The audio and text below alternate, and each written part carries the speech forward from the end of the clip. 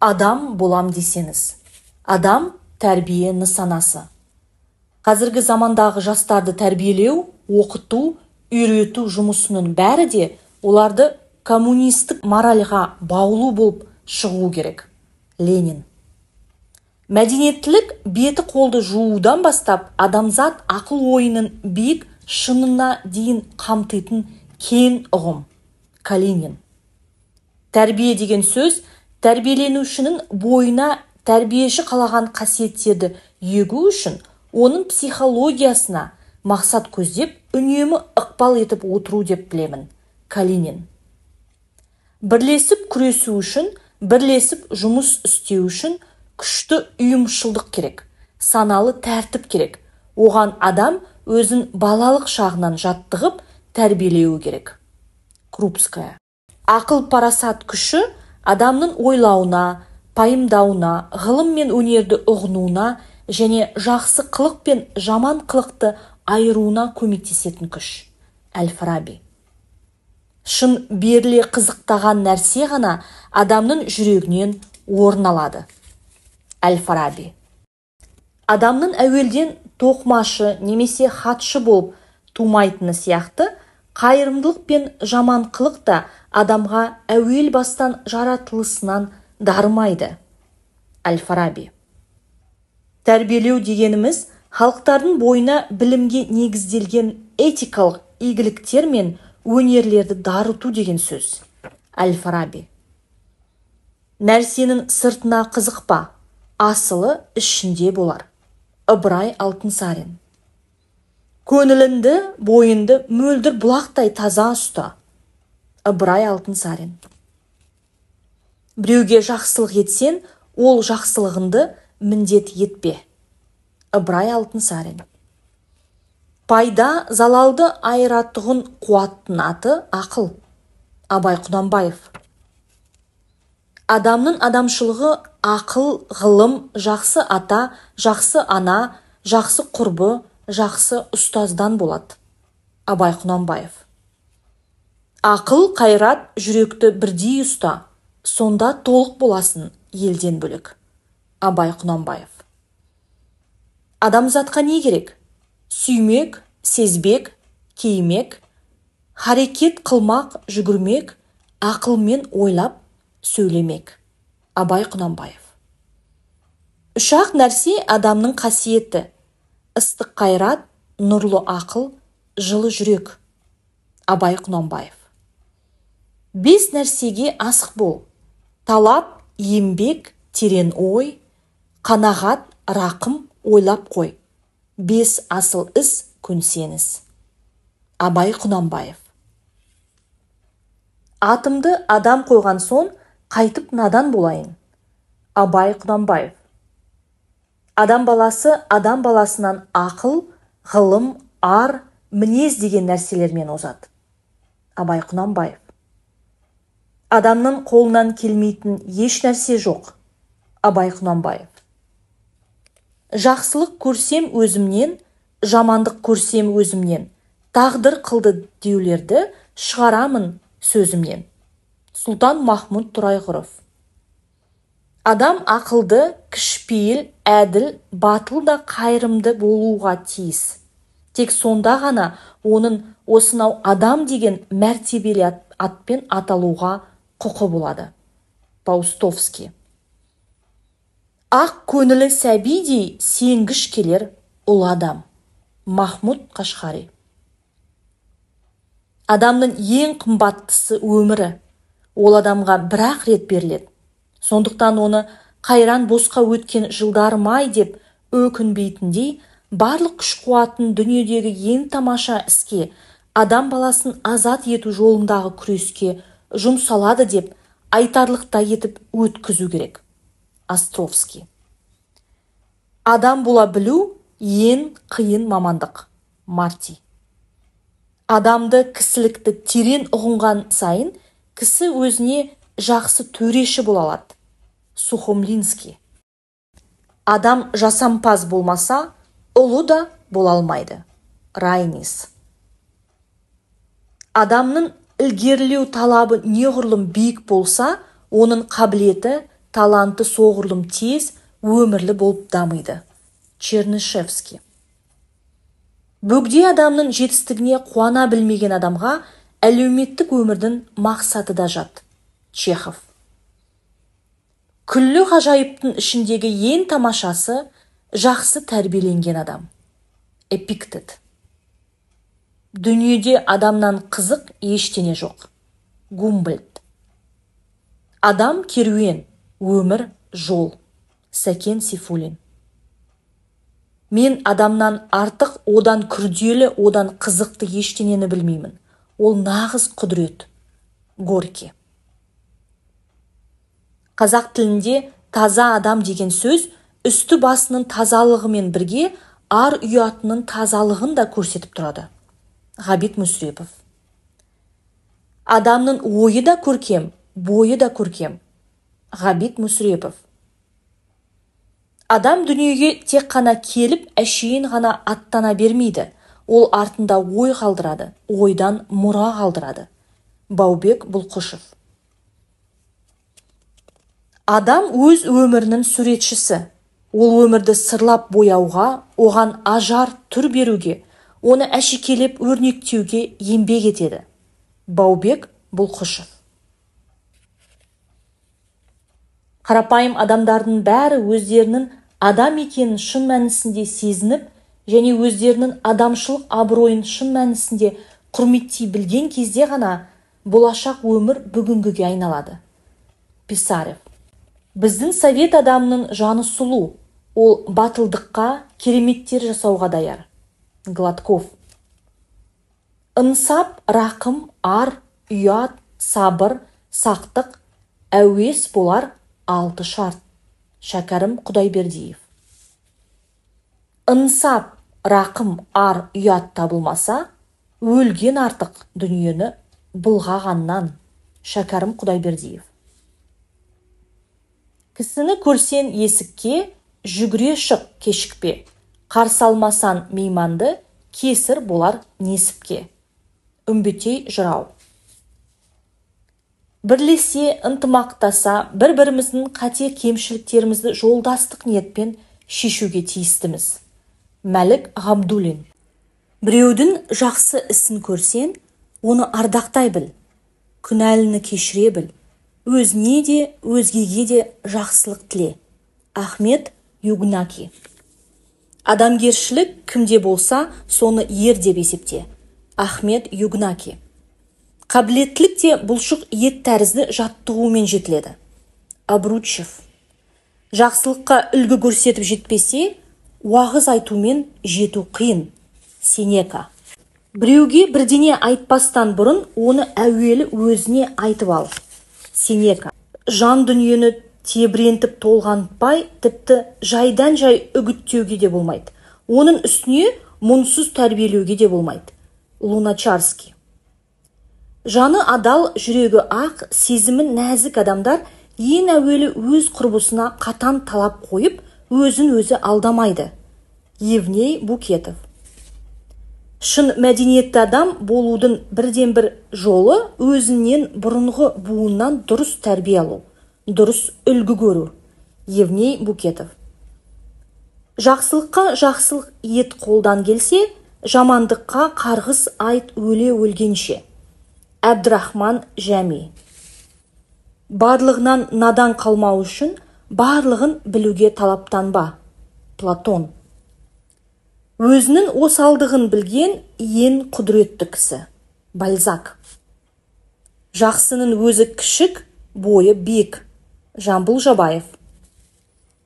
Ұлы істе бар сый құрметке бір өзім ие болсам екен деп дәмеленбе. Солон.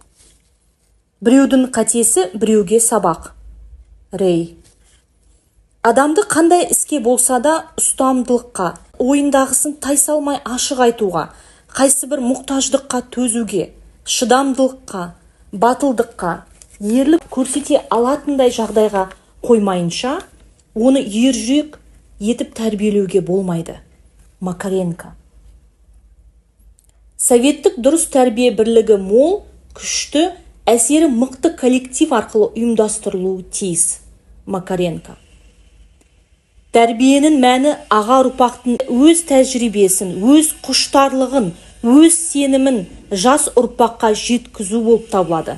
Макаренко. Совет қоғамында кез келген жағдайларда қоғам үшін өте пайдалы, ұнамды мінез құлықтарды ала білген және қандайлық қиыншылық, жайсыздықтарға ұшыраса да, сол мінез құлқынан айнымайтын, өзіне өзі берік адамды ғана тәртіпті адам деп атауға праволымыз. Макаренко. Адамды тәрбиелеу демек, оның ертеңгі қуанышқа ие болатын келешек жолын тәрбиелеу. Макаренко.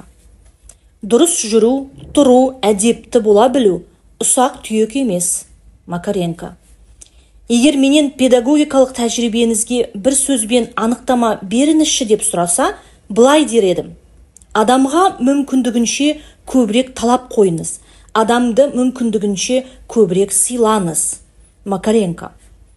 Ақын болма өз еркін, ал азамат болу міндетін. Некрасов. Біздің тәрбиешіміз, біздің өмір шындығымыз. Горький. Адамды мақтап қою қажет ақ, ал ол өзін өзі құрметтеу сезімін тудырады. Мадақтау творчестволық күш қуатын дамытып, сезімін арттырады. Горький. Өмір сүрудің екі түрі бар. Шіру мен жану. Қорқақтар мен сарандар мұның біріншісін, жомарт жандар екіншісін таңдап алады. Горький. Әр адамның бойында құрылысшының құдіретті күші бар. Сол күш жер бетін тағы да үлкен ғажайыптармен байыту үшін оның дамуына, гүлденуіне ерік беру керек. Горький. Дүниеде өмірмен тең түсер ешқандай игілік жоқ, және ол қандай ғана әділдік үшін болса да болмашы себеппен өшірілуге тиісті емес. Ахундов. Қазанат қамшы тигізбейді, азамат жоғын білгізбейді. Кенен Әзірбаев. Есті кісі ерегіспейді, көпшіл адам бөлек ішпейді. Кенен Әзірбаев. Өздерінің бірлесіп істеген ісін түсіне де сүйе білетін адамдар өзара ұғыныса білуге де тиіс. Олардың ішінен кімде-кім мұны істей алмаса, ортақ мақсатты бұлай қойып, өз қара басының жеке мақсатын көздейтін болса, оның коллективтік творчестводан артық көрсе, ондай қылық масқарашылық қылық. Станиславский. Егер адам бойындағы зиянды әдет дағдыларды түп тамырмен бір уақытта жою үшін аз да болса бар күш-жүгерімен кіріссе, одан құтылу да қиынға түспес еді. Бірақ та қиыншылығы сонда, мысқалдап ұзақ уақыт енген жаман әдет дағдыны құрту үшін соншама ұзақ уақыт күресу керек. Ушинский.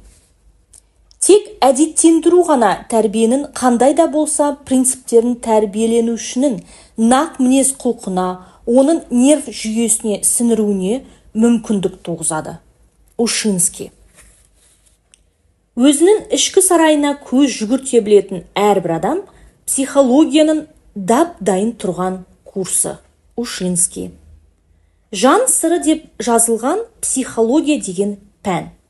Шәкәрім Құдайбердиев. Адам өзінің жанын ұсақ уайым, болымсыз қам-қарекеттің дертімен былғанудан сақтану керек. Мұхтар Әуезов.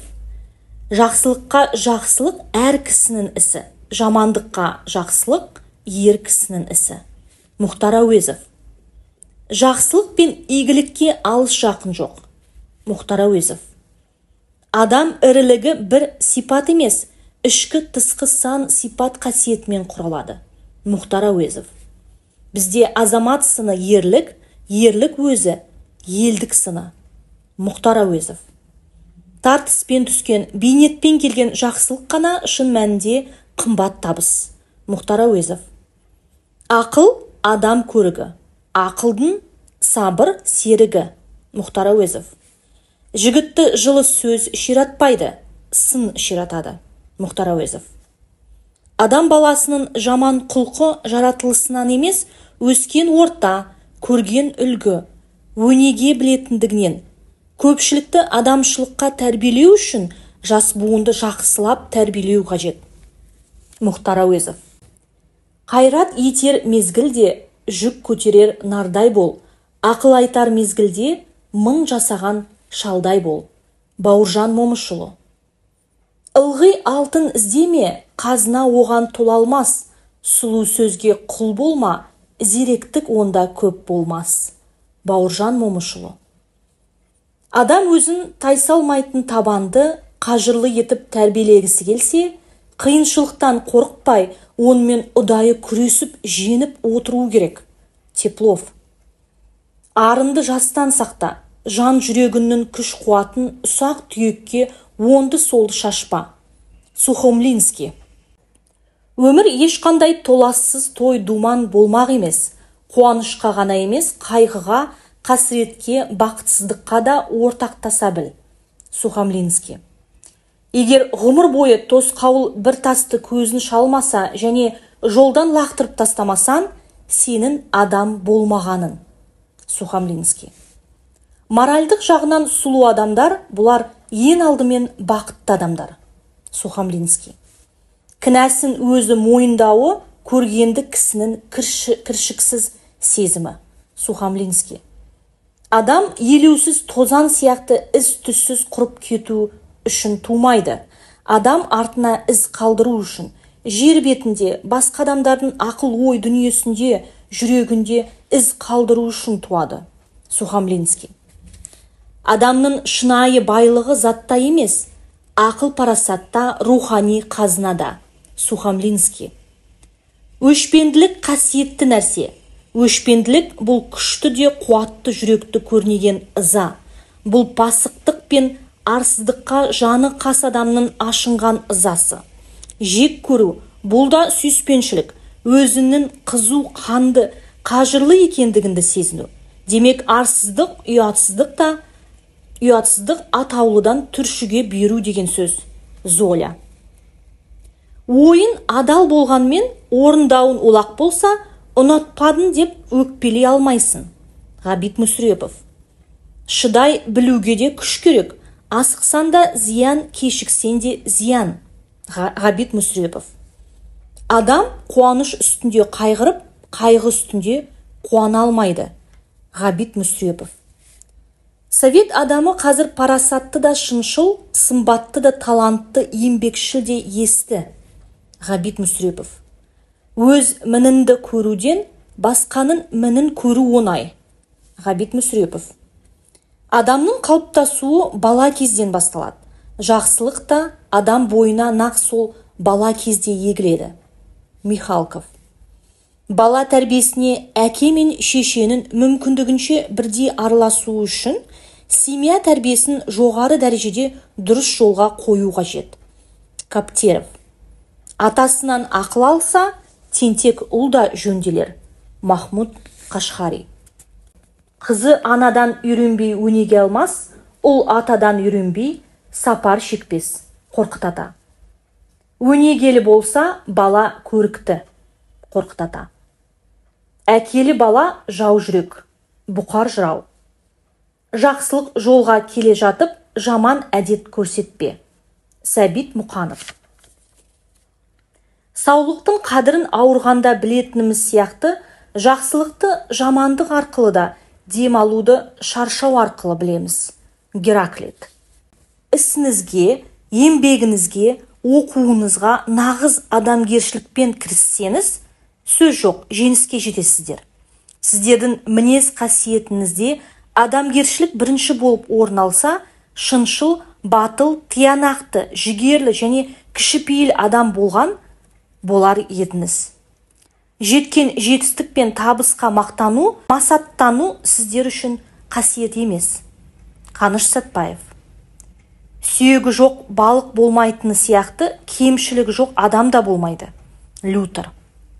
Жақсы адам өзінің жыртық тонымен де сыйлы, гүл өзінің жапырағымен сыйлы. Әлішер Науаи. Адам барлық жағынан да, түрі де, киімі де, жаны да, ойы да сұлу болуы керек. Чехов. Тәрбиелі адамдар адамның жеке басын ардақтай біледі.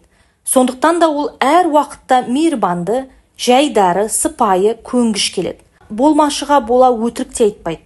Олар көп мылжындамайды. Ешкім сұрамаса, ішкі сырын шашпайды. Чехов. Оңайлықпен қолға түспесе де бағаланбай жүрген нәрсенің бірі сыпайылық. Сервантес. Адамгершілік дегеніміз шындық. Шукшин. Ақылды, адамгершілігі мол адам өзіне өзі сеніп, жұртқа байыппен және ешбір күдіксіз қарайды. Скворцов, Степанов. Ойдың алғырлығы, қайраттың іскерлігі бәрінен де мәндірек. Чернышевский. Наркескен қайрылмайтын қылыш болса, мінезі, ақыл, өнері дұрыс болса, ақылды сабырлы ер деп соны айтамыз. Еткені берекелі жұмыс болса. Ақан сері Қорамсаұлы. Нәпсіне ерік бермесен, сен жақсысың. Кемтарды айып көрмесен, сен жақсысың. Жығылғанды жұдырықтау ерлік пе? Құлағанды сүйесен, сен жақсысың. Абдуллах Рудаки. Кім өмірден тәлім ап үйренбесе, ешкімнен де үйренбес ол еш нәрсе. Абдуллах Рудаки. Қолын кессен бір сөз айтпас, шын қаһарман ер жігіттер. Мақтымқұлы.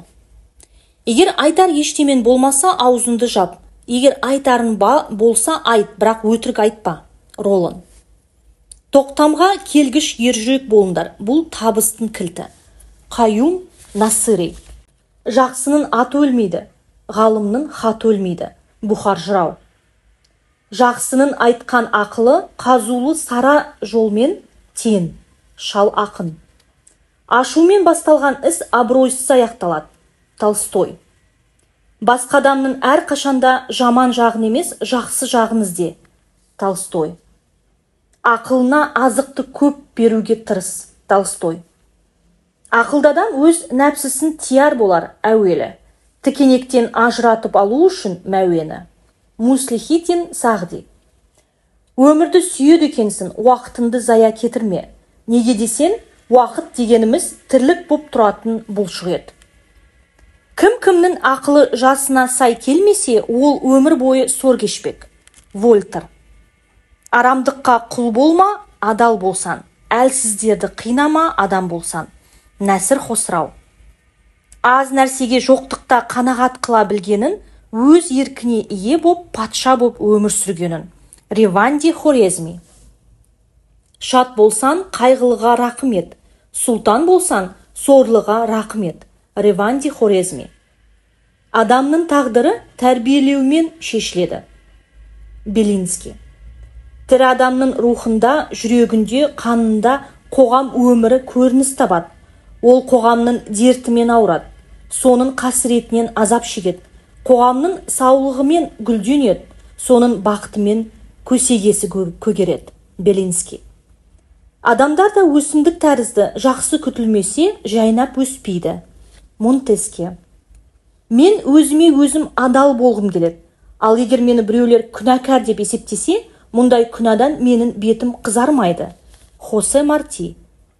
Дүниеде теңіз терең емес, адамның жаны терең. Мағжан Жұмабаев.